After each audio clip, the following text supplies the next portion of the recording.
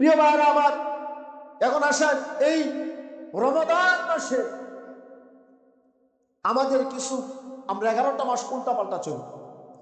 একটা মাস আমাদের সংযত করার উচিত, মিনিমাম সারাটা মাসই তো সংযত করার উচিত, কিন্তু একটা রমজান মাস হলে আমাদের মিজাজ আরো সরা হয়ে যায় বেশি। হয় কি হয় না?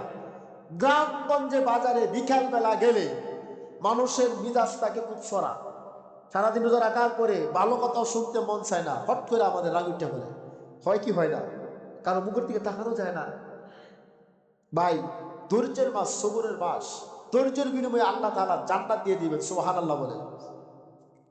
হাদিস শরীফে আছে, কোন মানুষ যদি সারাটা দিন উপবাস রাখলো, রোজা রাখলো, এরপরে মিথ্যা কথা ছাড়তে পারলো না, আল্লাহ রাসূল বললেন ওই ব্যক্তির পানাহার করা, ক্ষুধায় সে পানাহার উপবাস রইল, এটা আল্লাহর কিছু আসে যায় না, কোনো প্রতিদান সে পাবে না। রোজা রাখছে, মিথ্যা কথা ছাড়তে পারে নাই, ওই রোজা তার কোনো কাজে আসবে না। শুধু সারাটা দিন উপবাসে সে থাকবে। কথা কি বুঝতে পারছেন? রোজা রাখার পরে মিথ্যা কথা ছাড়তে হবে, চুগলখড়ি ছাড়তে হবে, গীবত শেখাও ছাড়তে হবে, অশ্লীল কথাবার্তা ছাড়তে হবে। এইগুলো না ছাড়লে আপনি শুধু উপবাসী থাকলেন, কোনো কাজে আসবে না।